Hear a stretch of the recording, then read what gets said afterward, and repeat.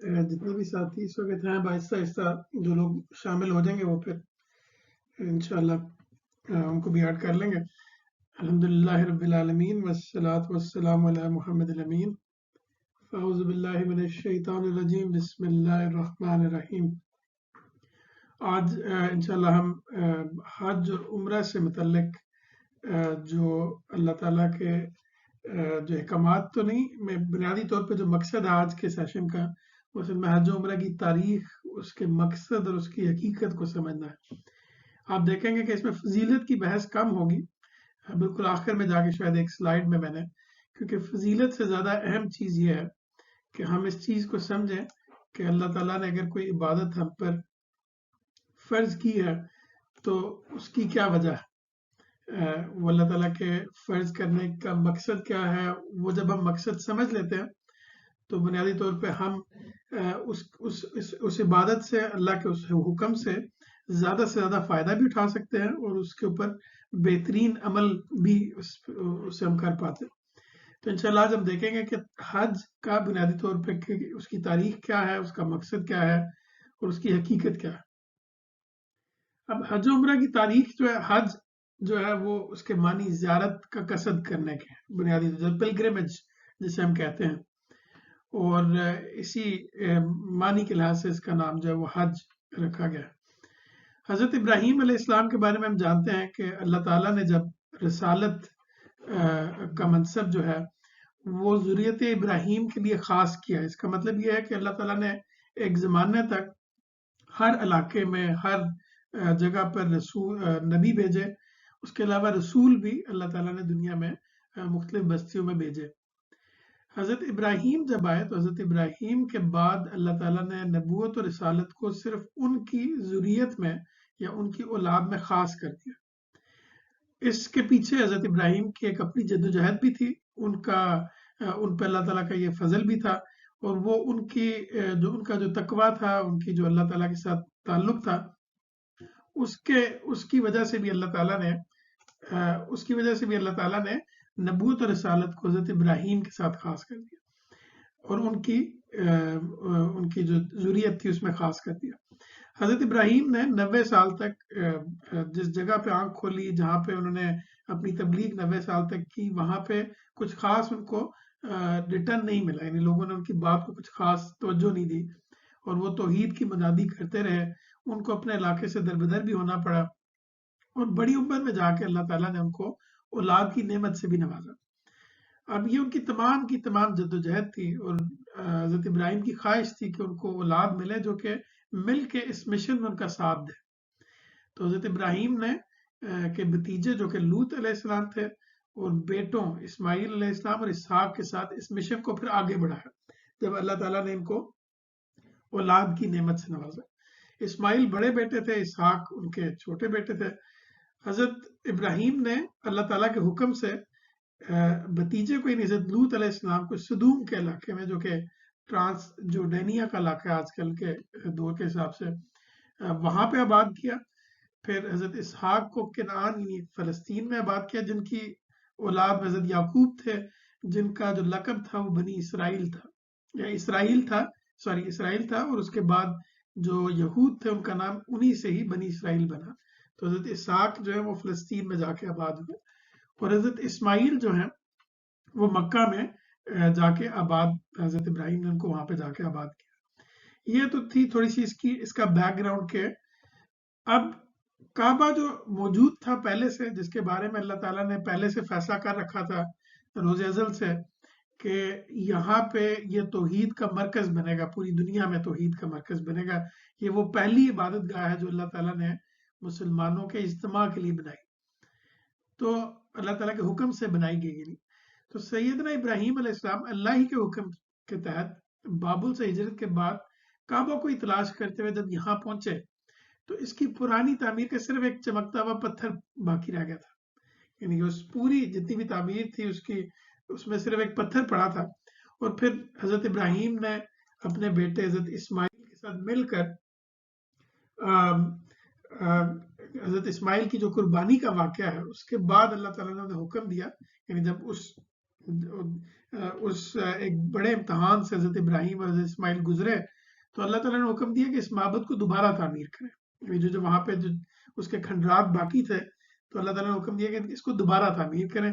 چنانچہ باپ بیٹے دونوں نے مل کر اسی یادگار پتھر کے نیچے زمین کھودنا شروع کی اور پھر کچھ ایفرٹ کے بعد کچھ تگ و دو کے بعد انہیں وہاں پہ اس کے پرانی بنیادوں کے کچھ آثار نظر آ گئے اور انہوں نے وہیں پہ پھر اس کو تعمیر کرنا شروع کر دیا. حضرت اسماعیل کو پھر اللہ تعالیٰ کے حکم سے حضرت ابراہیم نے اصل میں اسی گھر کی نظر کر دیا. یعنی اس گھر کی نظر یعنی وہ اصل میں اس کے خادم مقرر ہو گئے. تو یہیں سے پھر بنی اسماعیل جو ہے ان میں آخری پیغمبر جو ہے وہ آئے حضرت محمد صلی اللہ علیہ وسلم, اور اللہ تعالیٰ نے کعبے کی تولیت جو ہے وہ رسول اللہ صلی اللہ علیہ وسلم بنی اسماعیل کے حوالے کر دی. اچھا, اس کے بعد اللہ کے حکم سے یہ صدا بلند کر دی گئی. یعنی یہ جب کعبہ بن گیا یہ سب چیزیں ہو گئیں, حضرت اسماعیل کو اللہ تعالیٰ نے کعبے کی نظر کر دیا, یعنی ان کا خادم مقرر کر دیا. تو اس کے بعد اللہ کے حکم سے یہ صدا بلند کر دی گئی کہ لوگ اب خداوند کی نظر چڑھانے کے لیے آئیں. یعنی یہاں اس جگہ پہ نظر چڑھانے کے لیے آئیں اور یہاں آ کر توحید پر ایمان کا جو عہد انہوں نے باندھ رکھا ہے اسے تازہ کریں.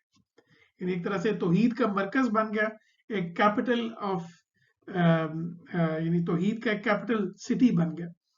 اور یہاں پہ اللہ تعالیٰ نے بتایا کہ سب یہاں کی طرف سفر کریں اور یہاں پہ آ کے توحید کا عہد جو ہے اس کو دوبارہ سے ریوائیو کریں. تو حج عمرہ کی جو تاریخ ہے وہ سیدنا ابراہیم علیہ السلام کی اس منادی سے شروع ہوتی ہے. یہ منادی کی گئی جو میں نے نیچے آیت میں لکھی ہے اس کے وہاں سے شروع ہوتی ہے اور اس کے بعد یہ سلسلہ کبھی پھر منقطع نہیں ہوا. یعنی آج سے تقریباً آپ سمجھیں 4,500 سال پہلے سے یہ شروع ہوا اور اس کے بعد پھر کبھی منقطع نہیں ہوا. تو یہ جو منادی ہے وہ میں نے نیچے لکھ دی ہے آیت اس کی, اگر آپ پڑھنا چاہیں تو آپ پڑھ سکتے ہیں.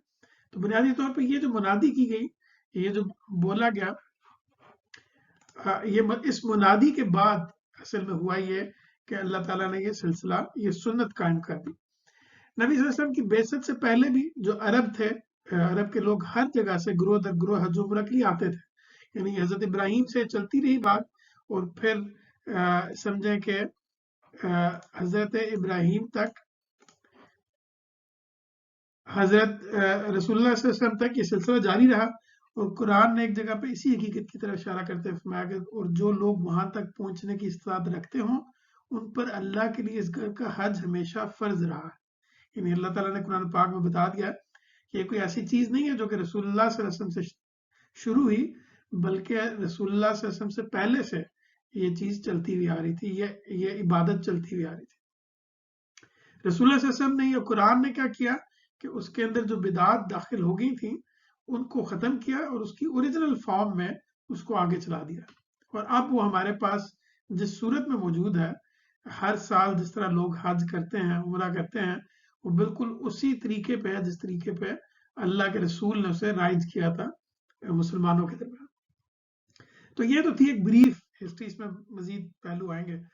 اب ہم آگے یہ دیکھتے ہیں کہ حج کے مختلف مقامات کیا ہیں. یعنی پہلے مقامات سمجھ لیتے ہیں. جو ساتھی ابھی شامل ہوئے ہیں تو ہم لوگ بس ہم نے ابھی صرف تاریخ, حج کی جو تاریخ ہے اس پہ بات کی ہے, اور ابھی ہم دیکھنا چاہ رہے ہیں کہ حج عمرہ کے مختلف مقامات کیا ہیں. یہ مقامات اصل میں آپ یہ سمجھیں کہ آج کے جو سیشن کا جو اصل وہ ٹاپک ہے وہ اصل میں حج کی حقیقت کو سمجھنا ہے. لیکن اس حقیقت کو سمجھنے کے لیے آف کورس اس کے مقامات کو سمجھنا, مناسک کو سمجھنا امپورٹنٹ ہے. تو وہ آپ دیکھیں گے آگے کہ کس طرح. تو حج کے جو مختلف مقامات ہیں اس میں مواقیت جو ہے وہ سب سے پہلے ہے. یہ وہ جگہ ہے جہاں سے احرام باندھا جاتا ہے, جس کے بعد آپ احرام نہیں باندھ سکتے. جہاں سے آپ نے احرام باندھنا ہوتا ہے اور جس سے آگے آپ احرام کے بغیر جا نہیں سکتے. تو یہ سمجھے کہ یہ بالکل شروع کا پہلا حصہ, پہلی جگہ مواقیت ہے, جسے میقات بھی کہا جاتا ہے. دوسری جو اس کا جو مقام ہے وہ بیت الحرام ہے. مطلب یہ وہی معبد ہے, یہ وہی عبادت گاہ ہے جسے قرآن میں البیت یا البیت العتیق یا مسجد الحرام کے نام سے موسوم کیا گیا. تو دوسرا جو مقام ہے اہم مقام حج کے پوری عبادت میں وہ بیت الحرام ہے. اس کے حدود بھی چاروں طرف کئی کلومیٹر تک وسیع ہے اور یہ پورے کا پورا علاقہ حرم کہلاتا ہے. یعنی کہ پورے کا پورا علاقہ جو ہے وہ حرم کہلاتا ہے. اچھا، اس میں جو تیسری جگہ، تیسرا مقام ہے، اگین میں یہ کہہ رہا ہوں کہ آج کا ٹاپک جو ہے بنیادی طور پر اس کا مقصد ہے کہ ہم حج کی حقیقت کو سمجھیں اور اس کے لیے ان مقامات کو سمجھنا ضروری ہے. صفا اور مروہ کی 2 پہاڑیاں ہیں. یہ سیدنا اسماعیل علیہ السلام کی قربانی کا واقعہ انہی میں سے ایک پہاڑی مروہ پر پیش آیا تھا. حضرت ابراہیم نے صفا پر کھڑے ہو کے اس پہاڑی کی طرف دیکھا تھا اور یہ بولا تھا کہ ہم وہاں پہ جائیں گے، اور اپنے ساتھیوں کو انہوں نے بولا تھا کہ آپ یہیں پہ رکو، میں اپنے بیٹے کے ساتھ جا رہا ہوں وہاں پہ مروہ کی پہاڑی پہ. تو اصل میں یہ ان کی قربانی کی جگہ ہے، صفا اور مروہ کی جو 2 پہاڑیاں. یہی اصل قربان گاہ ہے، اصل میں یہی وہ جگہ ہے جہاں پہ قربانی کی گئی. اس کو پھر بڑھا کر منا تک وسعت دے دی گئی ہے ابھی کے بعد کے زمانے میں. اچھا، اگلی جگہ جو منا ہے، منا جو ہے وہ 2 پہاڑیوں کے درمیان ایک وسیع میدان ہے جس کا فاصلہ مکہ سے تقریباً 5 کلومیٹر کے فاصلے پہ. اچھا، 9 ذی الحج کو مسلمانوں کا جو امام ہے وہاں پہ خطبہ دیتا ہے اور اس کے بعد حجاج جو ہے غروب آفتاب تک وقوف کرتے ہیں، یہاں پہ ٹھہرتے ہیں. منا کے بعد جو دوسرا مقام ہے وہ ہے عرفات. منا سے تقریباً یہ سمجھے 10 کلومیٹر کے فاصلے پر ایک وسیع میدان ہے جہاں پہ 8 کے بعد یعنی 9 ذی الحج کو مسلمانوں کا جو میرے خیال سے یہ میں نے شاید سیم چیز یہاں پہ کر دی ہے، 10 ذی الحج کو شاید یہاں پہ اکٹھے ہوتے ہیں اور اس کے بعد یہیں پہ دعا مناجات بھی کی جاتی ہے. پھر مزدلفہ ہے. مزدلفہ منا کے راستے میں ایک دوسرا میدان ہے جہاں عرفات سے واپسی کے بعد حجاج رات گزارتے ہیں. سمجھیں منا اور عرفات کے درمیان میں واقع ہے بالکل. تو حدود حرم یہاں سے شروع ہوتے ہیں، حرم کا جو علاقہ ہے وہ یہاں سے شروع ہوتے ہیں، اسی لیے اسے المشعر الحرام بھی کہا جاتا ہے. یعنی قرآن پاک میں اسی نام سے اس کو اللہ تعالیٰ نے پکارا. پھر جمرات ہے. یہ وہ منا کے میدان میں یہ 3 ستون ہیں جنہیں شیطان کی علامت قرار دیا گیا ہے. ان میں سے ایک ستون سب سے بڑا ہے جسے جمرہ عقبہ یا جمرہ الاخرى کہتے ہیں، اور دوسرا ستون جمرہ الاولی اور جمرہ الوسطی کے نام سے. یعنی ایک سب سے بڑا ہے، ایک درمیانہ اور ایک سب سے چھوٹا ہے. تو یہ تھے اصل میں حج و عمرہ کے مقامات. اب ہم اس میں تھوڑا سا حقیقت کی طرف جائیں گے، لیکن حقیقت پہ جانے سے پہلے سب سے اہم چیز وہ یہ کہ عبادات کو ہم اصل میں بطور مجموعی سمجھیں کہ اصل میں بطور مجموعی عبادات ہیں کیا.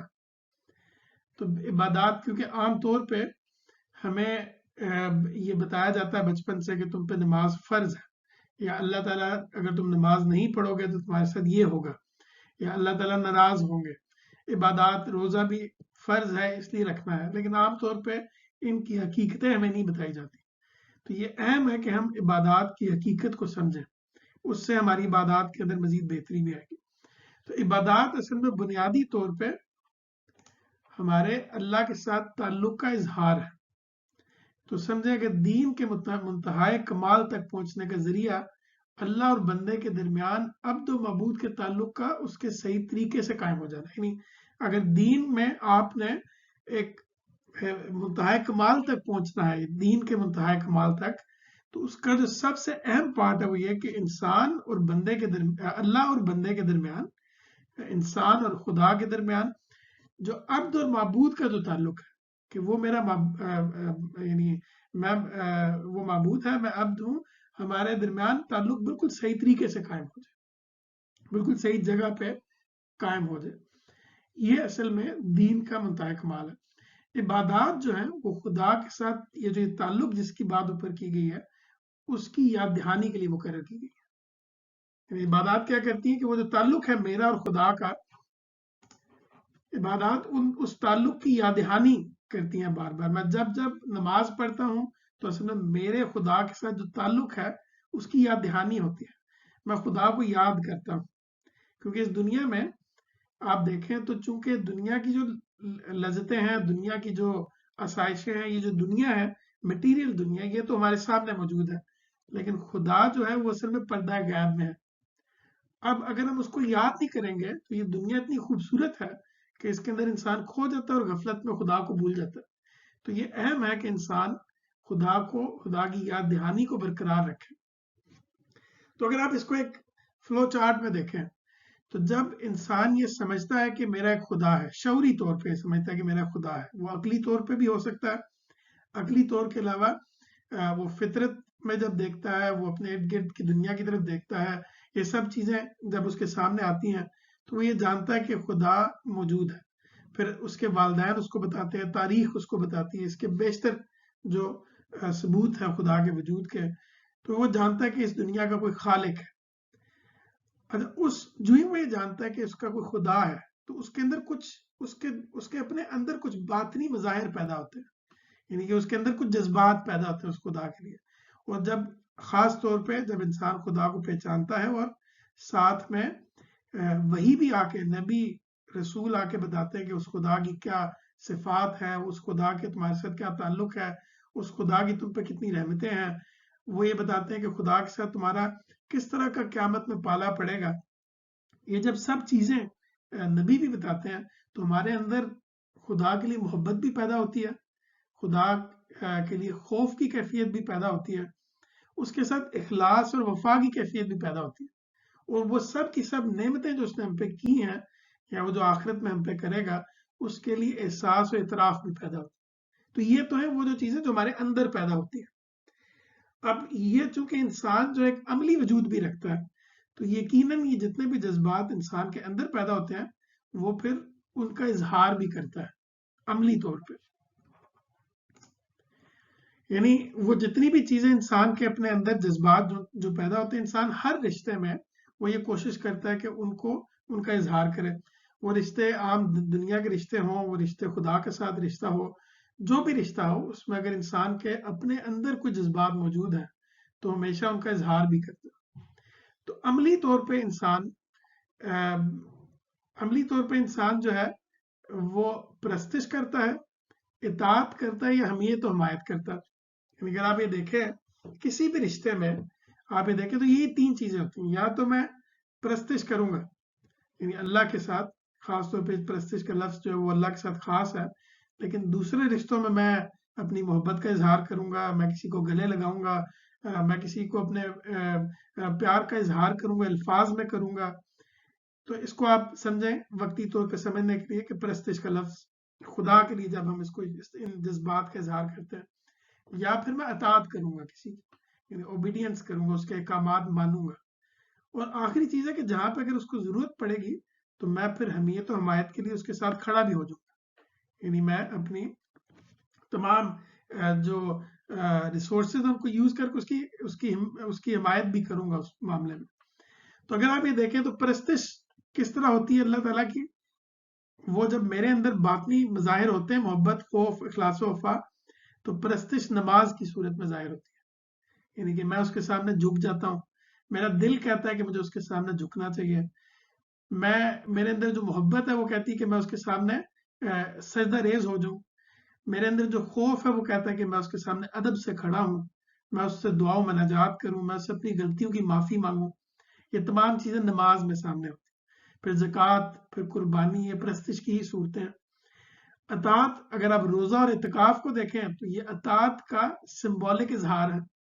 یعنی جیسے ہم نے یہاں پرستش میں کچھ سمبولک ایکسپریشن کیا، یعنی میں اس کے سامنے کھڑا ہو جاتا ہوں ادب سے، میں اس کے سامنے جھک جاتا ہوں ادب سے، بالکل اسی طرح جس طرح میں اپنے ملک کے جھنڈے کو دے کے سلوٹ مارتا ہوں. تو یہ سلوٹ کرنا اصل میں یہ میرے اندر اپنے وطن کے لیے جو محبت ہے اس کا اظہار ہے.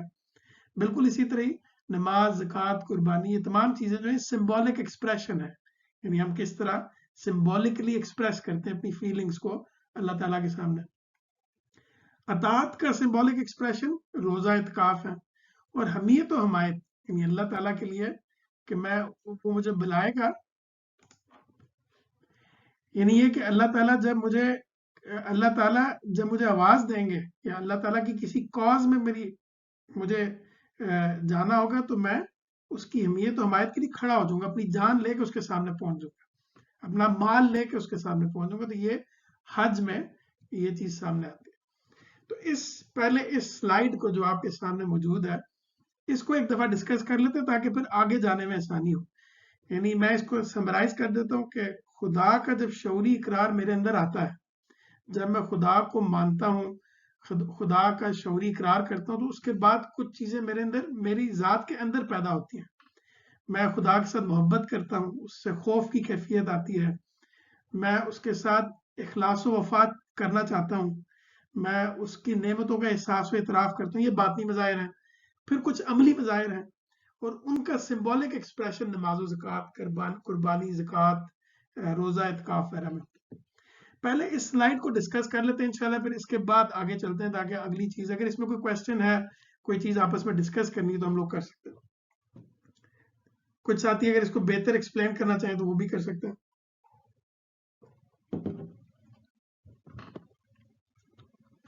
کیونکہ یہ چیز سمجھنا ضروری ہے کہ اصل میں عبادات کی نوعیت کیا ہے، یعنی عبادات اصل میں ہیں کیا. عبادات ہمارے اللہ کے ساتھ تعلق کا اظہار ہے، جو تعلق میرے اندر پیدا ہوتا ہے اور پھر میں اس کا اظہار اللہ کے سامنے عبادات کی شکل میں کرتا ہوں.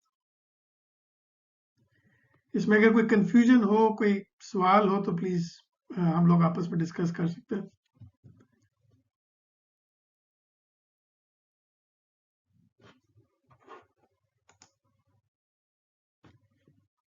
میرے خیال سے اچھا اب حج کی طرف پہ چلتے ہیں. اگر آپ لوگوں کو یہ چیز اچھی طرح سمجھ آ گئی کہ عبادات کی نوعیت کیا ہے، آپ کے نزدیک، آپ کے خیال سے حج کی حقیقت کیا ہے؟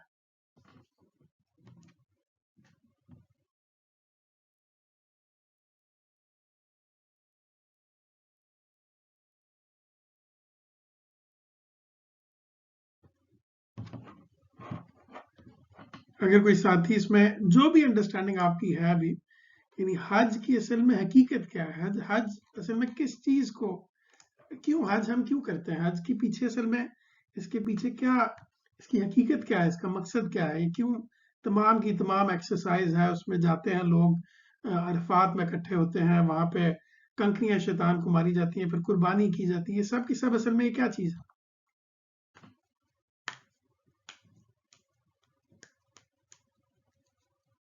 آپ کے ذہن میں جو بھی ہے. جی جی بھائی. وعلیکم السلام.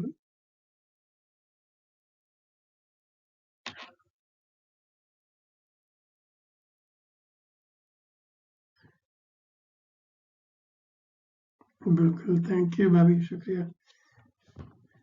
کوئی اور ساتھی اگر ایڈ کرنا چاہیں اس میں کہ حج کی اصل میں حقیقت کیا ہے. وعلیکم السلام شاہ زیب، کیسے ہیں؟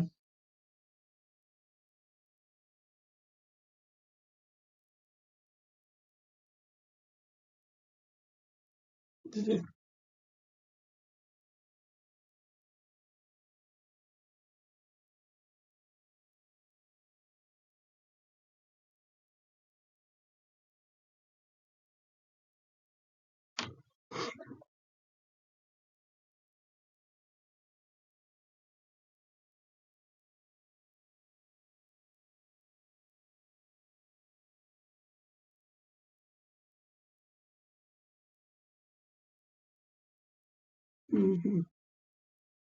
یعنی آپ یہ سمجھتے ہیں کہ اصل میں یہ اللہ تعالیٰ نے یہ اجتماع اس لیے مقرر کیا تاکہ تمام مسلمان اکٹھے ہوں اور پوری دنیا کو ایک پیغام جائے کہ تمام جو مسلمان ہیں وہ اکٹھے ہیں، ایک امت ہے. کوئی اور ساتھی اپنی انڈرسٹینڈنگ شیئر کرنا چاہیں کہ حج کا کیا مقصد ہے، کیا حقیقت کیا ہے اصل میں؟ جی بھائی صاحب ابھی.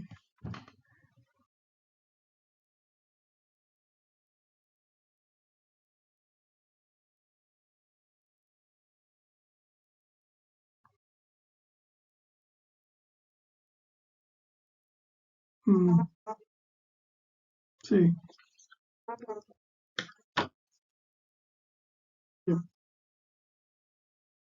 صحیح. یہ بھی اس کا ایک صحیح. تھینک یو بھابھی، شکریہ. یعنی جو مجھے بات سمجھ آئی کہ آپ یہ بتا رہی ہیں کہ اس کا ایک مقصد یہ بھی ہے کہ ہم یہ تمام لوگ اکٹھے ہوتے ہیں، ان میں کوئی رنگ و نسل کی تفریق نہیں رہتی، ہر طرح کا شخص اکٹھے ایک جگہ پہ اکٹھے ہو جاتے ہیں. اس سے ایک پیغام جاتا ہے کہ ہم سب ایک ہی ہیں، اصل میں ہمارے درمیان کوئی تفریق نہیں ہے. شکریہ. نہیں نہیں، بالکل ٹھیک، آپ نے صحیح، بہت میرے سے بہت بہتر. صحیح، تھینک یو تھینک یو. میرے خیال سے امی جان نے ہاتھ اٹھایا ہے، اگر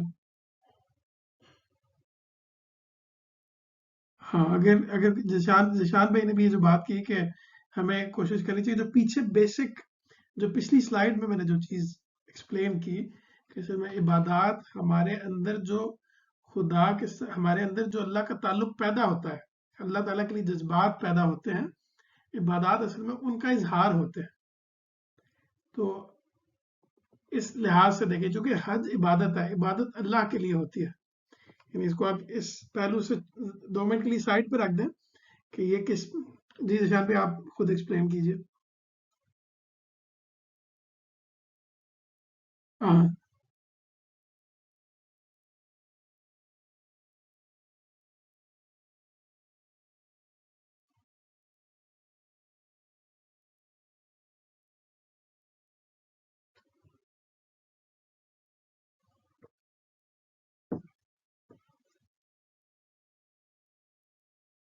ہوں.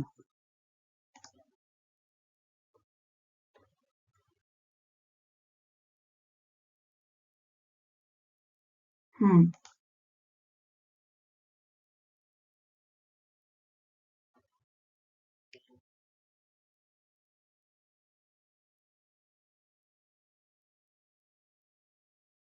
ایگزیکٹلی.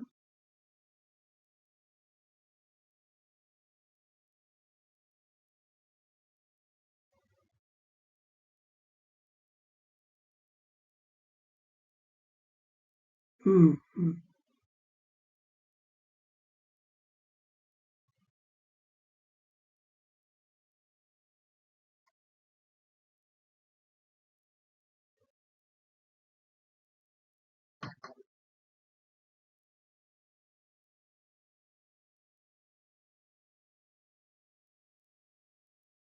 تھینک یو جان بھی، بہت اچھی بات آپ نے کلیئر کر دی. اور خاص طور پہ یہ بھی چیز ذہن میں رہنی چاہیے کہ عبادت اصل میں ہمارا اللہ کے ساتھ تعلق ہے. عبادت اسی لیے اس کو عبادت کہتے ہیں.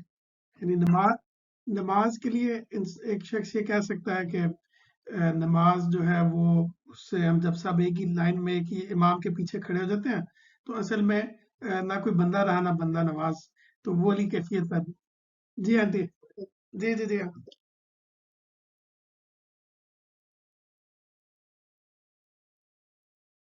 جی جی جی جی جی.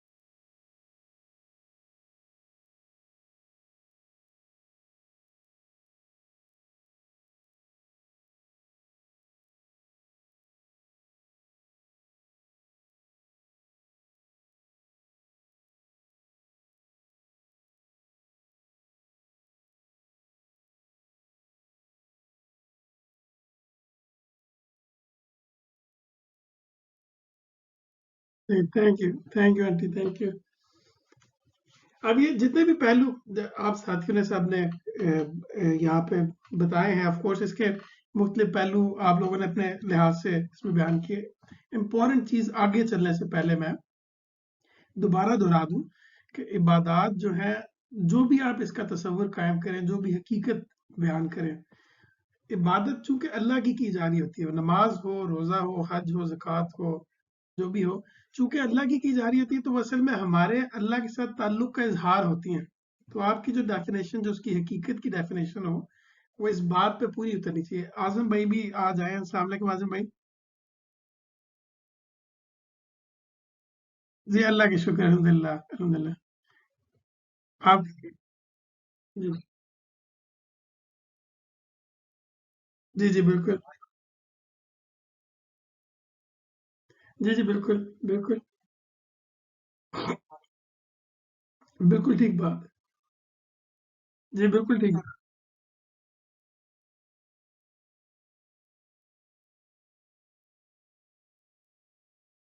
جی بالکل ایسے اس میں تو کوئی شک نہیں ہے کہ اسلام کا ایک اہم رکن جو ہے وہ حج ہے. ہم اصل میں سمجھنے کی کوشش یہ کر رہے ہیں کہ یہ حج کیا ہے، اصل میں اس کی حقیقت کیا ہے.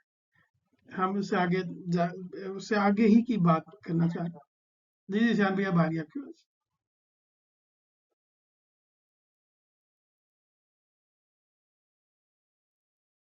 ہوں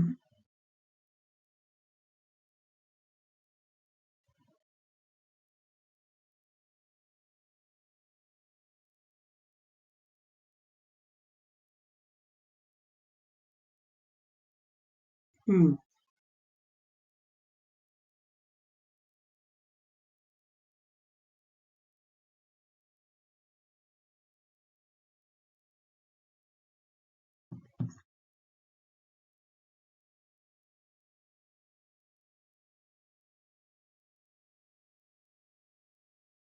وہ کیا ہوتا ہے؟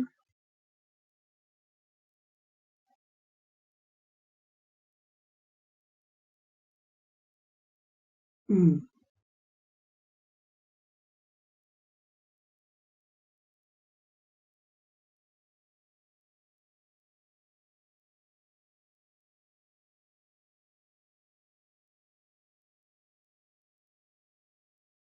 بالکل. تھینک یو شان بھائی، تھینک یو. تو آگے چلتے ہیں. میرے خیال سے ٹائم چونکہ تھوڑا سا ہمارے پاس ہمیشہ لمیٹڈ ہوتا ہے. اصل میں اس میں سب سے پہلی چیز یہ سمجھیں کہ اللہ تعالیٰ نے قرآن پاک میں ہمیں بتایا کہ آدم کی جو تخلیق تھی، آدم کی تخلیق سے اس کی جو اسکیم دنیا میں برپا ہوئی ہے، یعنی اللہ تعالیٰ نے حضرت آدم علیہ السلام، آدم کی ذریت کو، انسان کو جو اس دنیا میں پیدا کیا ہے، وہ اللہ تعالیٰ کی اسکیم کیا تھی؟ وہ اسکیم یہ تھی کہ اللہ تعالیٰ ایک جنت میں ان لوگوں کو بھیجنا چاہتے ہیں جو کہ اپنے حق سے اچھے اعمال کے نتیجے میں جنت میں جائیں. یہ اسکیم اللہ تعالیٰ نے جب شروع میں قرآن پاک میں ایکسپلین کی ہے، تو وہاں پہ اللہ تعالیٰ نے یہ بتایا کہ جب اللہ تعالیٰ نے حکم دیا شیطان کو اور فرشتوں کو کہ آدم کے سامنے سجدہ ریز ہو جائے، تو شیطان نے انکار کر دیا. ابلیس نے بولا کہ میں تو ایک برتر مخلوق ہوں اور میں اس کے سامنے سجدہ نہیں کروں گا. اور اس کے بعد سے ابلیس نے کہا کہ اب میں اس تمہاری مخلوق کو، مجھے تم مہلت دو. اللہ تعالیٰ کو یہ بولا، مجھے تم مہلت دو اور میں اس کو بھٹکاؤں گا. اللہ تعالیٰ نے اس کو یہ مہلت دے دی. اس کا مطلب ہے کہ ابلیس نے پہلے دن ہی سے انسان کے خلاف اعلان جنگ کر دیا. اب یہ اعلان جنگ جو ہے قرآن پاک میں مختلف جگہوں پہ لکھا، سورہ اعراف میں خاص طور پہ. تو قرآن کا بیان ہے کہ ابلیس کا یہ چیلنج قبول کر لیا گیا. اللہ تعالیٰ نے یہ چیلنج قبول کر لیا اور اللہ کے بندے اب قیامت تک کے لیے اپنے اس ازلی دشمن اور اس کی ذریت کے ساتھ برسر جنگ ہے. یعنی کہ ہماری اصل اس دنیا میں جو جنگ ہے وہ شیطان کے ساتھ ہے. یہ تو ہم سب مانتے ہیں اور اس کے سمجھنے میں بھی کوئی میرے خیال سے کوئی مشکل نہیں. سورہ اعراف میں آپ اس کو دیکھ بھی سکتے ہیں. تو یہی دنیا کی اصل آزمائش ہے جس میں کامیابی اور ناکامی پر ہمارے ابدی مستقبل کا انحصار ہے. یعنی کہ اگر ہم اس میں کامیاب ہو جائیں گے شیطان کے خلاف جنگ میں تو ہم کامیاب ہیں، اور اگر ہم ناکام ہو جائیں گے تو ہم ابدی طور پہ ناکام ہیں. تو ہمارا جان و مال ہم اسی جنگ کے لیے اللہ کی نظر کرتے ہیں. یعنی کہ ہماری جان، ہمارا مال، ہماری تمام کوششیں جو ہیں وہ اصل میں اس جنگ میں ہم اللہ کی نظر کر رہے ہوتے ہیں. ہم اپنی خواہشات کو نظر کر رہے ہوتے ہیں، ہم اپنے جذبات کو نظر کر رہے ہوتے ہیں، ہم اپنی تعصبات کو نظر کر دیتے ہیں کہ اب میرے سامنے اللہ کا ایک مطالبہ آ گیا، میں اس سب کو اللہ کے سامنے نظر کر دوں گا اور اس جنگ میں اللہ کے ساتھ کھڑا ہوں گا. تو یہ اصل میں اس پوری زندگی کا جو ایک کرکس ہے جو اللہ تعالیٰ نے جس لیے ہمیں پیدا کیا، اس میں جنگ ہے. تو انبیاء علیہ السلام نے یا الذین آمنوا کونوا انصار اللہ کی جو صدا قرآن پاک میں مذکور ہے، تاریخ میں بارہا اسی مقصد سے بلند کی ہے. یعنی یہ کہا ہے اپنے ارد گرد کے لوگوں کو اور انسانوں کو کہ میرے ساتھی بنو اور اللہ کے انصار میں شامل ہو جاؤ، یعنی اے ایمان والو اللہ کے انصار اللہ میں شامل ہو جاؤ آگے۔ تو یہ بنیادی طور پر اصل میں جو شیطان ہے اس کے خلاف جنگ ہے، یہ پوری کی پوری زندگی جو ہماری جو حج و عمرہ ہے وہ اصل میں کیا ہے، حج کیا ہے، وہ ابلیس کے خلاف جو جنگ ہے اس کی تمثیل ہے پوری کی پوری۔ اگر آپ یہ دیکھیں کہ جو اب پیچھے چلے جائیں، وہ جو ذیشان بھائی بھی ایکسپلین کر رہے تھے کہ جب میں میرے والدین کے بارے میں شعوری عمر میں پہنچتا ہوں، میں یہ جانتا ہوں کہ میرے والدین کے میرے پر کتنے احسانات ہیں، تو ایک تو ہے کہ میرے اندر جذبات پیدا ہوتے ہیں اس چیز کے کہ میں ان کو گلے لگاؤں، میں ان سے ملوں، میں ان کی خدمت کروں۔ اچھا، دوسری چیز یہ پیدا ہوتی ہے کہ وہ اگر مجھے کوئی حکم دیں تو میں ان کا حکم مانوں۔ تیسری چیز جو تیسری طرح کا جذبہ پیدا ہوتا ہے وہ یہ پیدا ہوتا ہے کہ اگر کہیں پر ان کو ضرورت پڑ گئی ہے تو میں ان کے ساتھ کھڑا ہوں، ان کا کوئی دشمن ہے تو ان کے ساتھ کھڑے ہو کے ان کے دشمن کا مقابلہ کروں۔ یہ تیسری چیز، تیسری طرح کا جذبہ پیدا ہوتا ہے، یعنی ایک طرف محبت، الفت، اس طرح کے جذبات، دوسری طرف اطاعت کے جذبات، تیسری طرف حمایت کرنے کے جذبات، یہ تینوں جذبات پیدا ہوتے ہیں۔ تو ابلیس کے خلاف جنگ میں جب ہم اللہ کے ساتھ کھڑے ہوتے ہیں تو یہ اصل میں ہم اللہ کے ہم اللہ کے انصار میں شامل ہو رہے ہیں۔ تو ابلیس کے خلاف جو جنگ ہے اس کو اللہ تعالیٰ نے حج میں تمثیل کے انداز میں ہمیں اس کو پریکٹس ہم کرتے ہیں پوری طرح، اور آپ دیکھیں گے آگے کہ جب میں ایکسپلین کروں گا تو آپ جو لوگ حج پہ گئے ہوئے ہیں اور جو لوگ حج کے مناسک سے واقف ہیں وہ دیکھیں گے کہ کس طرح یہ جنگ کی تمثیل بن جاتی ہے پوری کی پوری ابلیس کے خلاف۔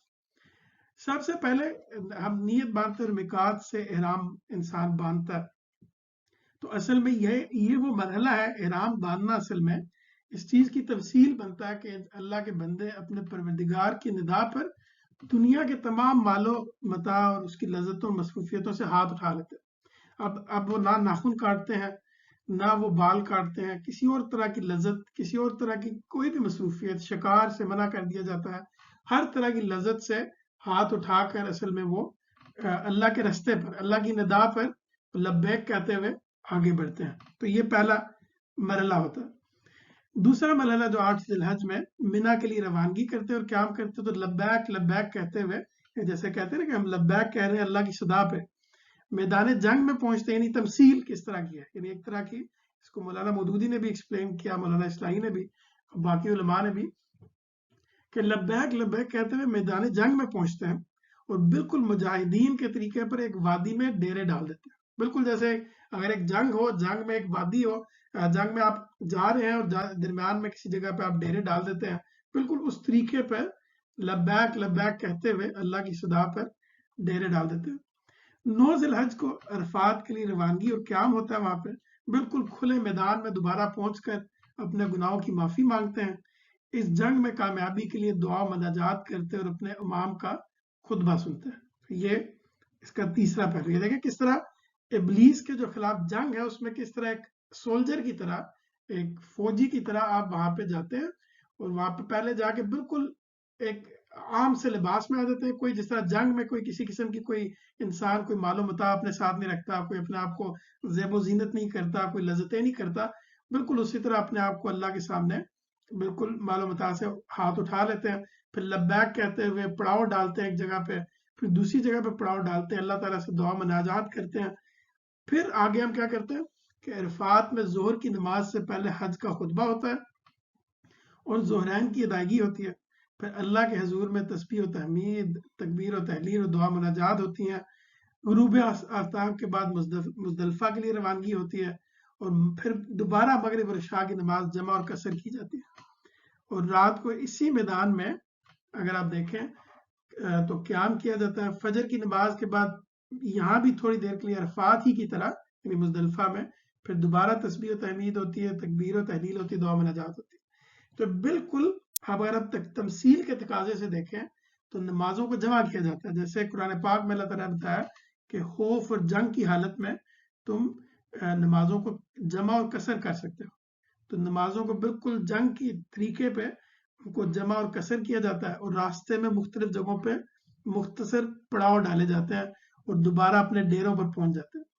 تو یہ 4 اس کے بعد پانچویں موقع پہ منا کے لیے روانگی ہوتی ہے، وہاں جمرہ عقبہ کے پاس پہنچ کے تلبیہ پڑھنا بند کر دیا جاتا ہے اور اس جمرے کو 7 کنکریاں مارتے ہیں. یہ بالکل تمثیل کے طریقے پر شیطان کے خلاف، جس طرح اب آپ کے سامنے دشمن آ گئے اور آپ فائرنگ کر رہے ہیں تو آپ تمثیل کے طریقے پر اصل میں شیطان پر سنگباری کرتے ہیں. اور پھر قربانی کا ٹائم آتا ہے. اب قربانی کس چیز کی تمثیل ہے؟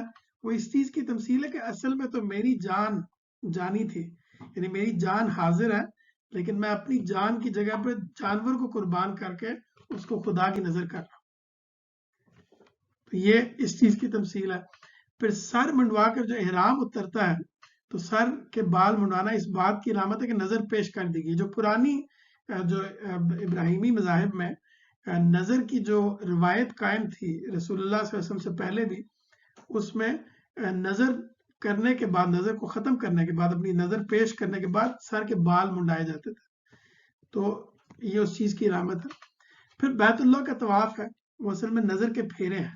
یعنی نظر کے پھیرے سے مراد یہ کہ جب نظر پیش کر دی جاتی تھی تو قربان گاہ کے ارد گرد اور معبد کے ارد گرد پھیرے لگائے جاتے تھے.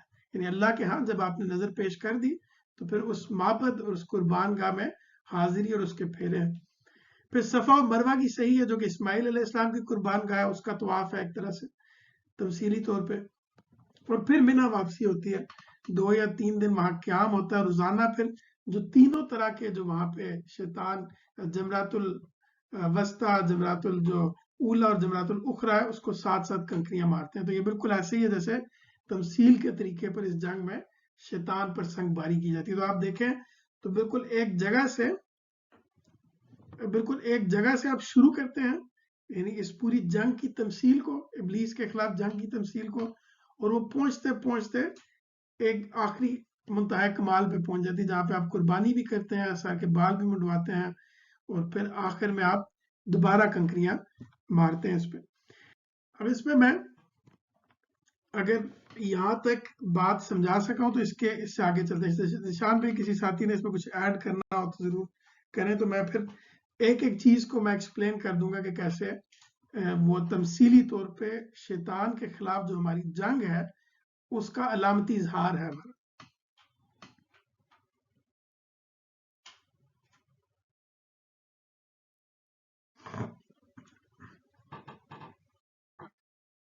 Thank you.